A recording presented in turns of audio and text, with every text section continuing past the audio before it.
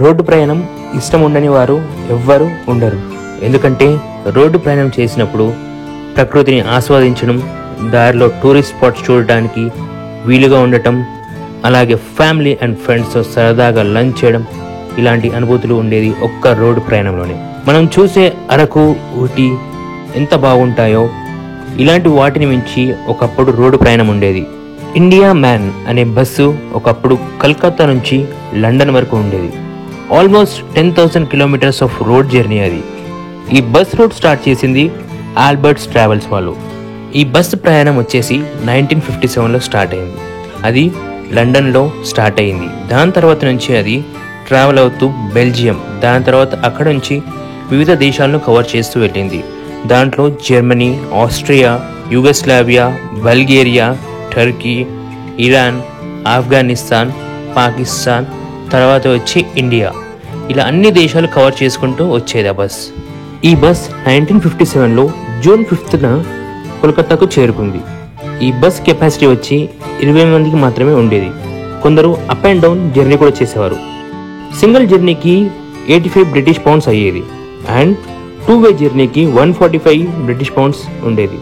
ఈ బస్సులో ఇప్పుడున్న బస్సెస్ కంటే లగ్జూరియస్గా ఉండేది. చదువుకోవడానికి బుక్స్ ఉండేవి, పడుకోవడానికి స్లీపింగ్ బెడ్స్ ఉండేవి, ఫ్యాన్తో పనిచేసే హీటర్స్ కూడా ఉండేవి.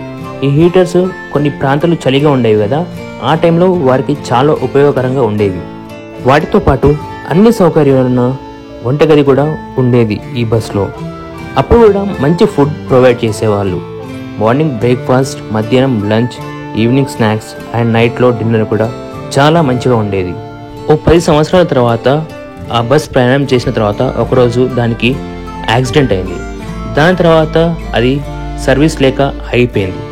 దాన్ని గుర్తించిన ఒక బ్రిటిష్ ట్రావెలర్, యాండీ స్టీవర్ట్ అతని పేరు, దాన్ని కొనుక్కున్నాడు. దాన్ని అతను డబుల్ డికార్ మొబైల్ హోమ్గా నిర్మించాడు.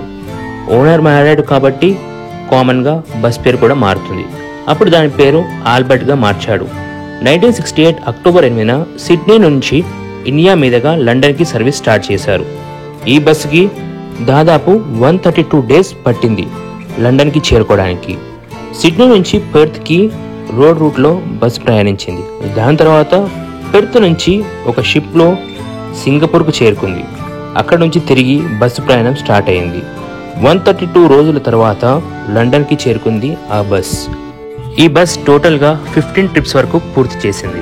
1976లో భారత్ పాకిస్తాన్ మధ్య ఉద్రిక్తల కారణంగా, ఇంకా ఇరాన్ ఆఫ్ఘన్లో అంతర్యుద్ధం కారణంగా ఈ బస్ని నిలిపివేశారు. ఈ మధ్య మన ఇండియాకి సంబంధించిన కంపెనీ అడ్వెంచర్స్ ఓవర్లాండ్, దీని పేరు, ఇండియా టు లండన్ ట్రిప్ని షెడ్యూల్ చేశారు. ఆల్మోస్ట్ 18 కంట్రీస్ కవర్ అయ్యేలాగా ప్లాన్ చేశారు. బట్ కోవిడ్ వల్ల అది పోస్ట్పోన్ అవుతూ వచ్చింది. 2025లో ట్రిప్ స్టార్ట్ చేయడానికి ప్లాన్ చేస్తున్నారు. with total 18 countries, around 20,000 kilometers with 70 days of journey. But countries border issues ఇంకా వార్స్ వల్ల బస్ జర్నీ స్టార్ట్ అవ్వట్లేదు ఇంకా. సో మరిన్ని ఇలాంటి ఇంట్రెస్టింగ్ టాపిక్స్ అండ్ ఫ్యాక్ట్స్ కోసం మన ఛానల్ అయితే సబ్స్క్రైబ్ చేసుకోండి.